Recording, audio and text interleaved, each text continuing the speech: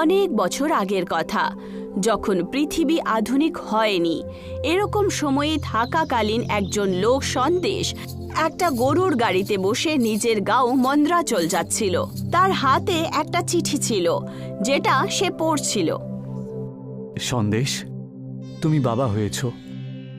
এই চিঠি তোমার কাছে পৌঁছানো পর্যন্ত 1 মাস হয়তো চলে যাবে ঠিকই। আমরা বাচ্চাটার নাম রেখেছি বিদ্যুৎ। তুমি তাড়াতাড়ি ফিরে এসো জানো, তোমার বিমলা। সন্দেশ এটা পড়তে পড়তে খুবই খুশি হয়ে গেছিল, কিন্তু এটা পড়াকালীন সে কিছু একটা ভেবে কাঁদতে শুরু করে। বিকেল হয়ে যায় আর সন্দেশ নিজের বাড়িতে পৌঁছায়। বাড়িতে আসা মাত্রই তার স্ত্রী বিমলা নিজের ছেলে বিদ্যুতের সাথে তার স্বাগত জানায়। এসো, স্বাগত জানাই তোমায়। অনেক দেরি হয়ে গেল তোমার আসতে।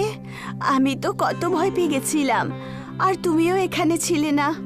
সারা রাস্তা এটা ভেবেই আমার চোখে জল আসছিল বারবার, যে এত কঠিন সময়ে আমি তোমার কাছে থাকতে পারিনি।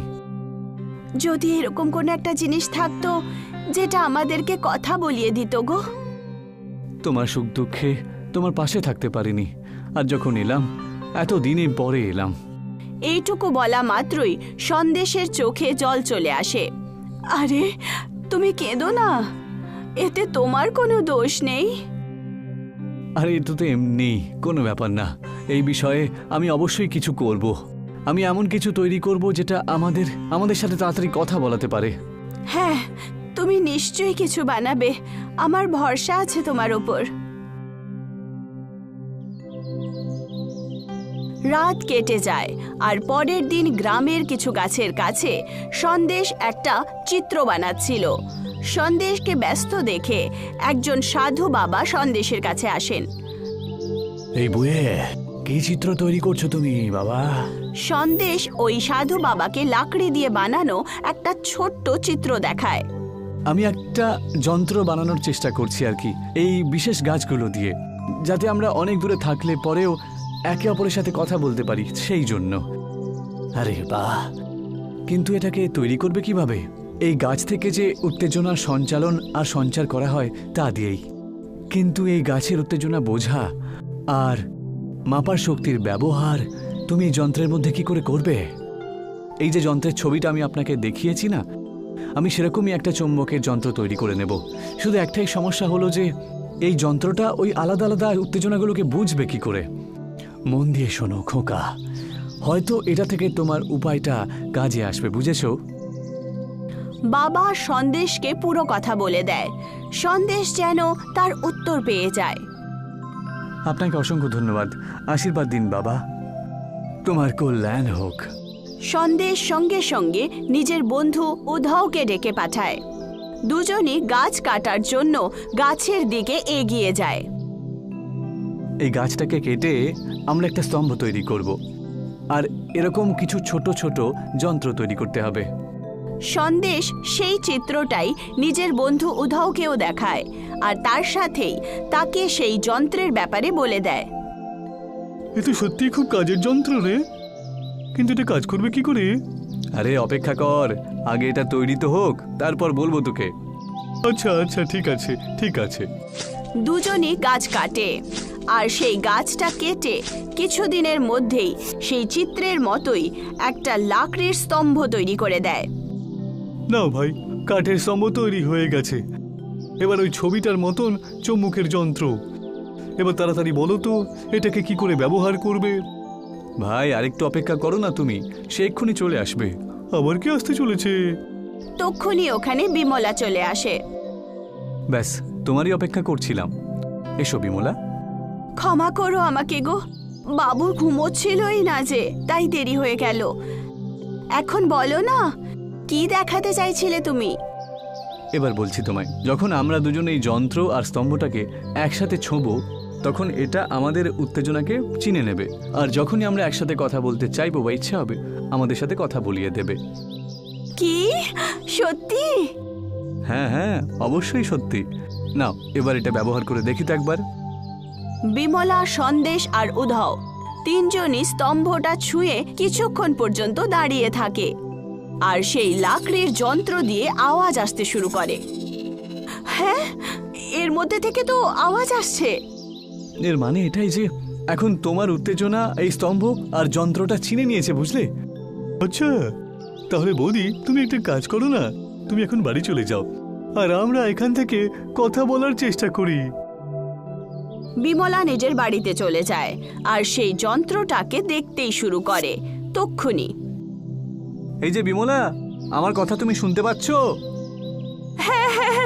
হে ভগবান, কি মায়া গো!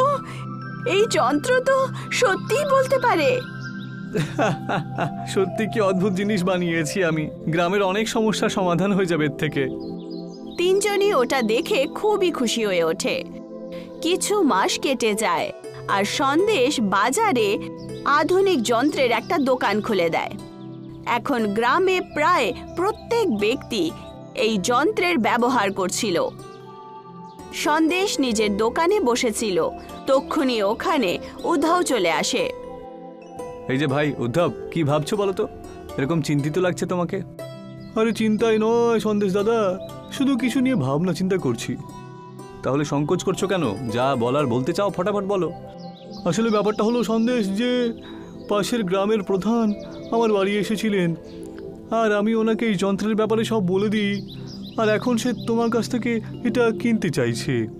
তা তুমি দুঃখের মধ্যে রয়েছো কেন? এই যন্ত্রটার জন্য যদি কারো সাহায্য হয় সে তো খুব ভালো কথা। তুমি ওনাকে জিজ্ঞাসা করো, তাহলে সব বুঝতে পারবে যে আসল ব্যাপারটা কি। আচ্ছা ঠিক আছে, তুমি ওনাকে ডেকে নিয়ে এসো, আমি ওনার সাথে কথা বলে নেব। কিছুক্ষণ পর ওখানে পাশের গ্রামের প্রধান বাবু চলে আসেন। তাহলে আপনি হলেন সন্দেশ, অনেক প্রশংসা আপনার নামে শুনেছি আমি। উদ্ধব বলছিল যে আপনি আমার সাথে যন্ত্রের ব্যাপারে কিছু কথা বলতে চান।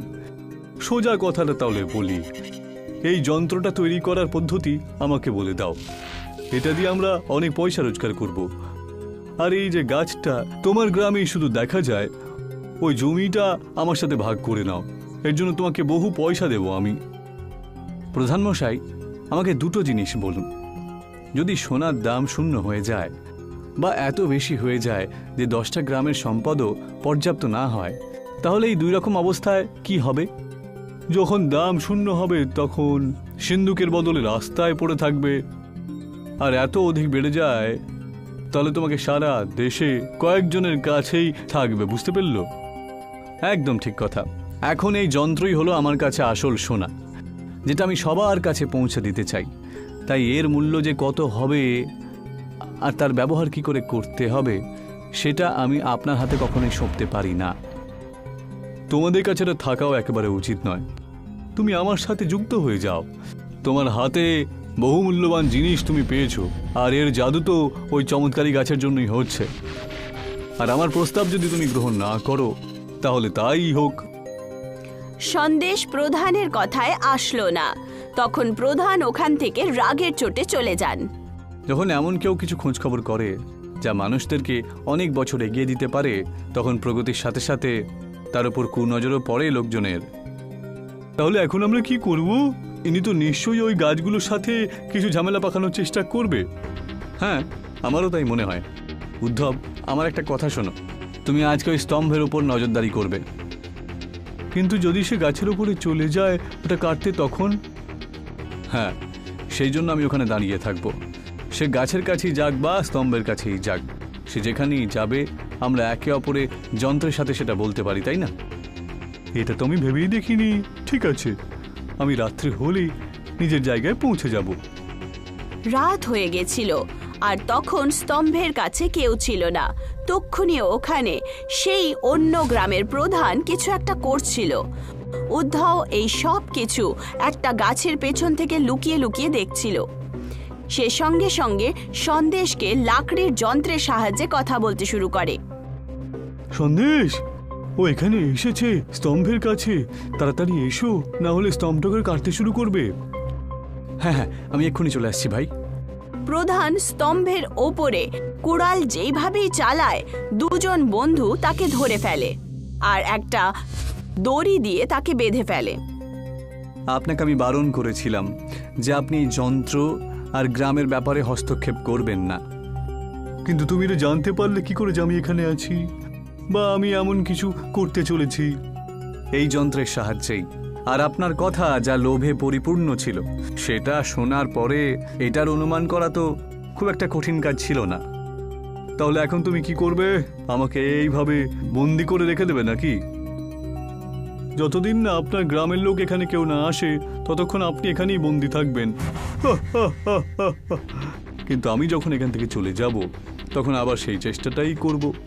এই যন্ত্রের পুরোপুরি ব্যবহার করো আর অনেক বেশি পয়সা রোজগার করো। আর এই সামান্য লোকজনকে এই যন্ত্র দিয়ে তোমার কি লাভ হবে? আমি অনেক দূর পর্যন্ত যেতে পারি। আরে এত পয়সা কামাতে পারবে যা তুমি কল্পনা করতে পারো না। এখনো সময় আছে, আমার সাথে হাত মিলিয়ে নাও। ঠিক আছে, ঠিক আছে, অনেক আজে বাজে কথা বলেছেন আপনি। এখন আপনি আমার বাড়ির কাছেই বন্দি থাকবেন, আর যখন আপনি ভালো করে চিন্তা করবেন আপনি সব কিছু বুঝতে পেরে যাবেন। প্রধানকে তারা বন্দি করে ফেলে। একদিন প্রধানের নামের একটা পত্র আসে। সন্দেশ আর উদ্ধব ওখানেই খাঁচার সামনে দাঁড়িয়ে সেই পত্রটা পড়তে শুরু করে। প্রধানমশাই, চিঠিতে একটা খুব দুঃখের খবর রয়েছে, বুঝলেন? কি? পড়ো পড়ো, এতে কি লেখা আছে পড়ো, আমাকে বলো। আপনি নিজেই পড়ে দেখুন। আরে ভাই, আমি পড়াশোনা করতে জানি না, শুধু আঙুলে ছাপ দিই। তুমি প্লিজ পড়ো। আচ্ছা আচ্ছা, যা বলবেন তাই করছি। চিঠিতে লেখা আছে যে আমার নাম মাংরু। প্রধানমশাই, আমি আপনাকে এই চিঠিটা শুধু এটা জানানোর জন্যই লিখছি যে আপনার সমস্ত জমি জ্বলে পুড়ে ছারখার হয়ে গেছে। আপনি তাড়াতাড়ি ফিরে আসুন। হায় ঈশ্বর, এখন আমি কি করব? আমি যদি এখানে চুরি করার বদলে নিজের গ্রামে থাকতাম তাহলে আমি সব ঠিক করে রাখতে পারতাম। এখন আমি কি করব? সেই জন্যই আমি চাইছিলাম যে এই চিঠিটা আপনি নিজে থেকেই পড়ুন। আর অন্ততপক্ষে এটা তো নিশ্চয়ই এখন বুঝতে পারছেন যে আমি সমস্ত মানুষের হাতে এই যন্ত্রটা কেন পৌঁছে দিতে চাই। প্রধানের মাথা দুঃখ আর লজ্জার কারণে নিচু হয়ে যায়। সন্দেশের রাস্তা এখন পরিষ্কার হয়ে গেছিল, আর আস্তে আস্তে সে নিজের এই যন্ত্রটাকে গ্রাম থেকে রাজ্য আর রাজ্য থেকে পুরো দেশে প্রচলিত করে তোলে।